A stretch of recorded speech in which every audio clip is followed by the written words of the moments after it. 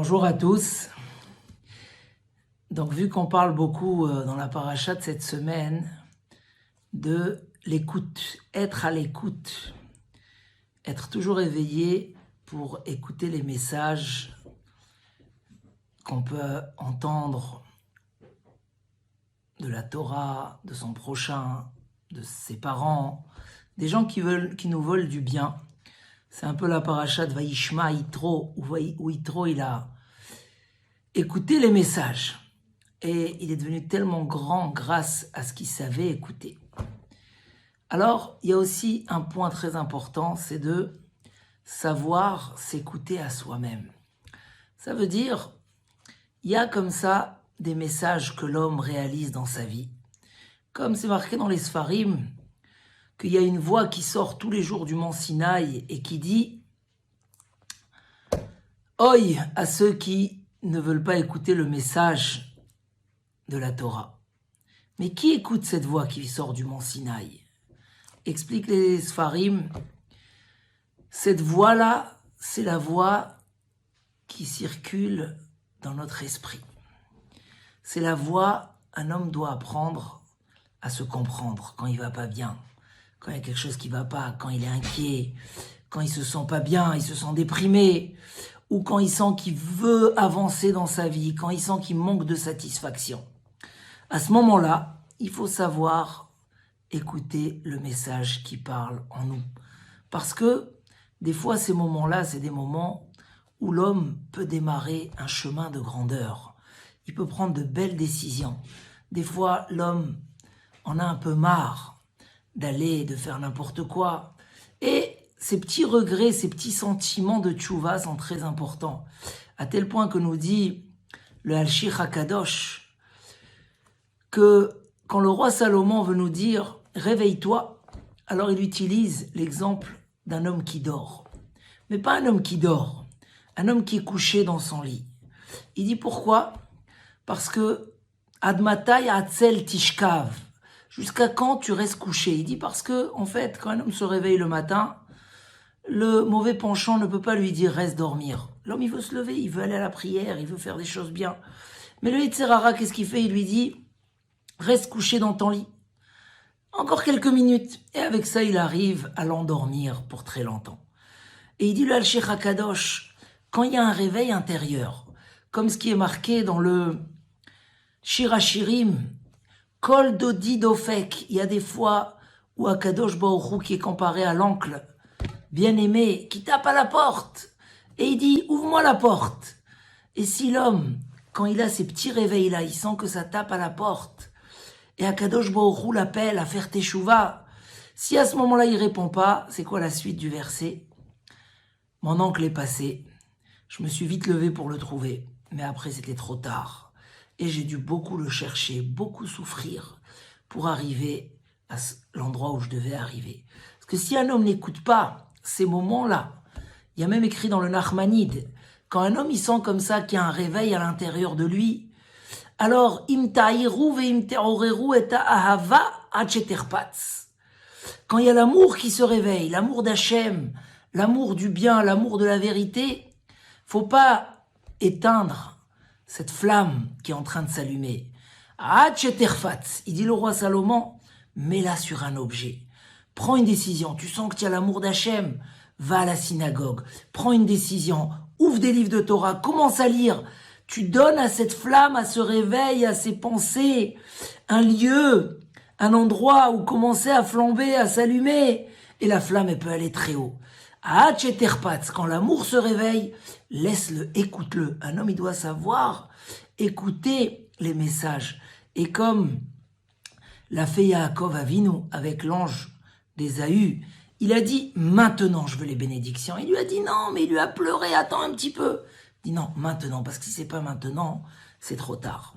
Et de même qu'il faut être à l'écoute de soi-même, savoir entendre les remises en question et faire de ça quelque chose de bien. Également dans le couple, c'est très très important de savoir écouter, d'essayer de comprendre qu'est-ce que l'autre a besoin, puisque Akadosh Baruch Hu nous a fait différents l'un de l'autre. Et donc, la femme voit beaucoup les choses avec le ressenti, elle voit tout l'ensemble des choses, tous les détails. Et donc, des fois, elle voit les choses d'une certaine façon. Et l'homme ne voit pas toujours de la même façon. Il se projette, il réfléchit, il ne tient pas compte des détails et des petits éléments qui tournent autour de lui. Alors, des fois, il faut savoir écouter l'autre. Et surtout quand il y a un problème. Quand dans une voiture, il manque de l'huile ou de l'essence, tant qu'il n'y a pas le voyant rouge, ça peut se rattraper. Mais quand le voyant rouge s'allume, ça y est, c'est un signe de danger. Dès qu'un homme y voit chez soi des plaintes qui se répètent, dès qu'il voit que son conjoint n'est pas content, certainement qu'il y a quelque chose, il y a un message par derrière. Et l'homme, des fois, il met des boules qui est, il veut pas écouter. Et après, quand ça éclate, c'est dur à rattraper. Des fois, même c'est impossible. Combien de cas, des gens où ils voulaient pas écouter, ils étaient dans leur orgueil, dans leurs élans, et ça commençait à aller mal. Et on vient chez la personne, on lui dit, écoute, tu peux rattraper ton couple, c'est tellement, tu as tout investi pour ça, tout ce que tu fais, c'est pour réussir. Et la personne, elle veut pas écouter. Et quand on n'est pas à l'écoute, des fois après, c'est trop tard. J'ai entendu une fois une très belle histoire. Au Canada, il y avait comme ça un rabbin qui passait de sa maison à la synagogue tous les soirs pour aller donner des cours. Et il passe devant une maison. C'était des gens importants, des avocats qui habitaient là-bas, un couple. Et souvent la fenêtre était ouverte et on entendait des disputes et des cris et des disputes et des cris, comme ça tous les soirs. Un jour, il a dit, mais j'ai plus le droit, je suis le rabbin de la ville, il faut que je rentre, qu'est-ce que je peux faire? Mais je peux pas rentrer dans une maison sans qu'on m'invite. Bon, il hésite un soir et encore un soir jusqu'à qu'il décide d'aller les voir. Et il tape à la porte. Bon, qu'est-ce que vous voulez, monsieur? Il dit, voilà, je suis rabbin de la ville, je voulais vous parler. Bon, ok, assis-toi. Il leur dit, écoutez, moi, je suis vraiment désolé de me mêler de ce qui me concerne pas. Mais, regardez, j'ai quand même un secret pour vous. Et peut-être, voilà, je vois que ça se dispute beaucoup.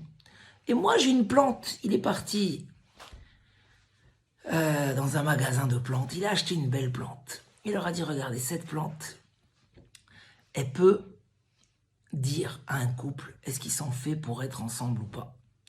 Prenez cette plante, vous la plantez dans votre jardin. Et vous verrez, si 2 semaines après, la plante, elle a bien poussé, c'est que vraiment, c'est un signe que vous êtes bien ensemble. Et il faut faire des efforts pour faire le shalom. Si elle sèche, c'est pas la peine d'attendre. C'est que vous vivez pas bien ensemble. Bon.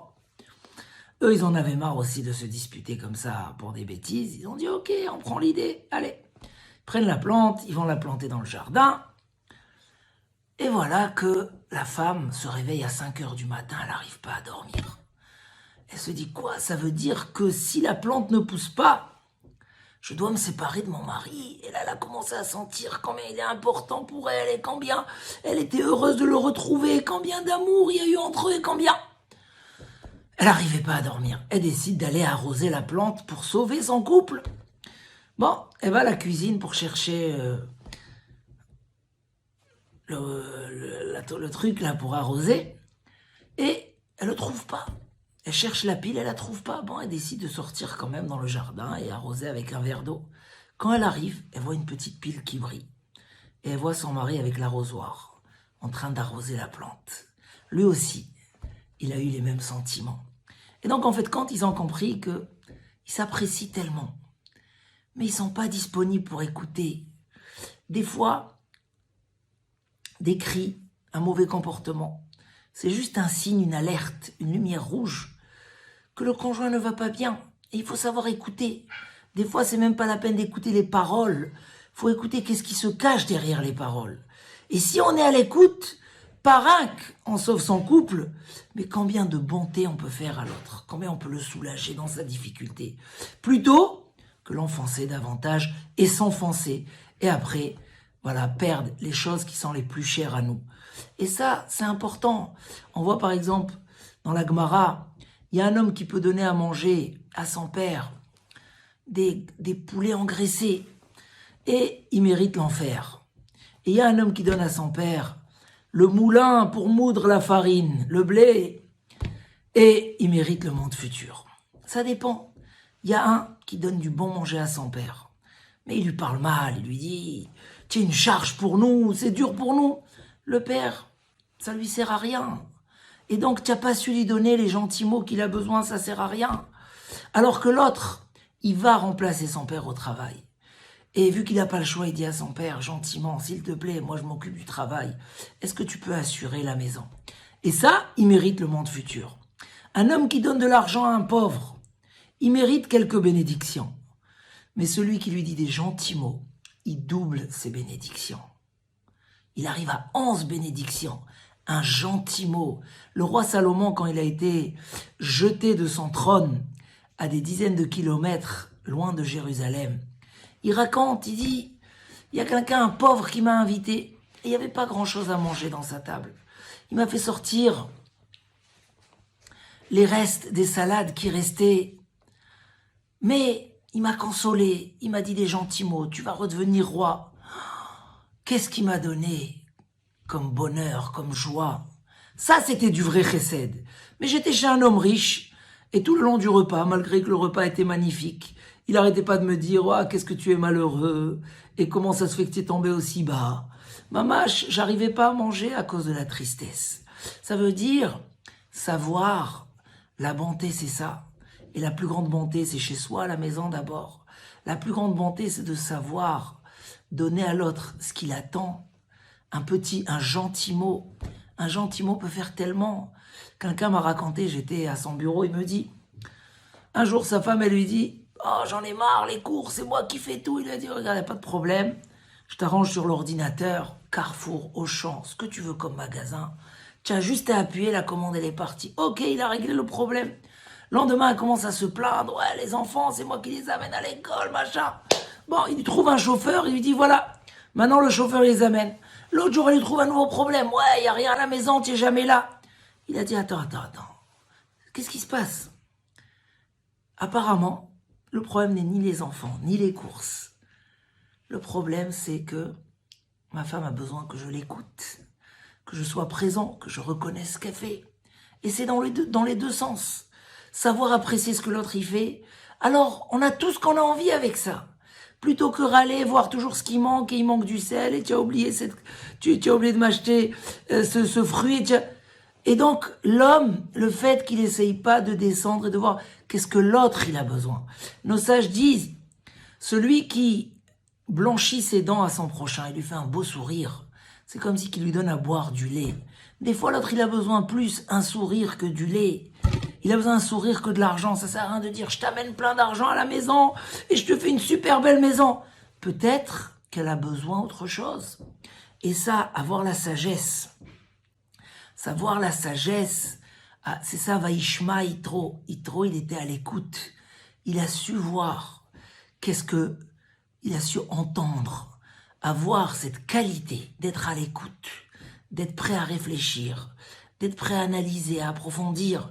Nos sages disent, Heve mekabel et kol ha'adam besever panim yafot. Essaye d'accepter tout homme avec un visage agréable et souriant. Il y a un rave qui raconte que quand il était jeune, il allait dans la yeshiva de Kelem, une yeshiva et de Rav Simcha Zissel, d'un grand rave qui éduquait ses élèves dans des bons caractères, dans des bonnes midotes.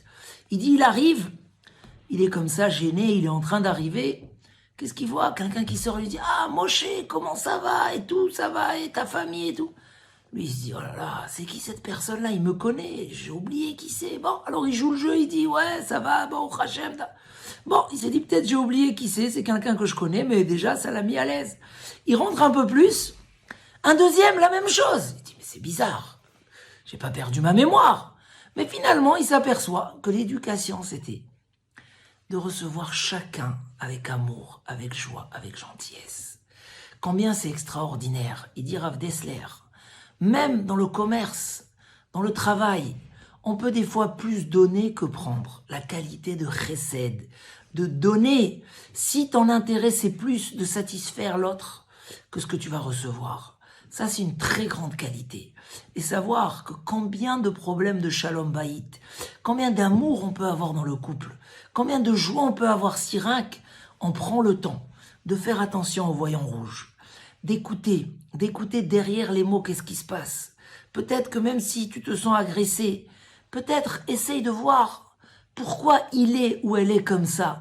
Peut-être qu'elle souffre de quelque chose. Peut-être essaye de t'intéresser. Peut-être si tu fais des petits efforts. Et elle ne demande pas plus que ça. Et il ne demande pas plus que ça. À partir de là, il est prêt à tout te donner. C'est un grand secret. Et donc cette semaine, Vaishma Yitro, c'est l'exemple qu'on peut prendre. C'est le message qu'on peut prendre. Celui qui sait écouter, c'est un homme sage, dit le roi Salomon. Alors qu'on soit tous des gens sages. Et avec ça, qu'on ait le bonheur, l'amour, la joie dans notre couple et dans tout ce qu'on fait dans la société, qu'on soit plus des gens qui donnent, qui font de la bonté, qui soulagent les autres. Et comme Aaron à Cohen, qui aime le shalom et qui court après le shalom, qui aime les hommes et qui les rapproche vers la Torah et vers les mitzvot, vers les bons caractères, que des bonnes choses, que de la bracha et de la protection divine. Kol Tov, Shabbat Shalom.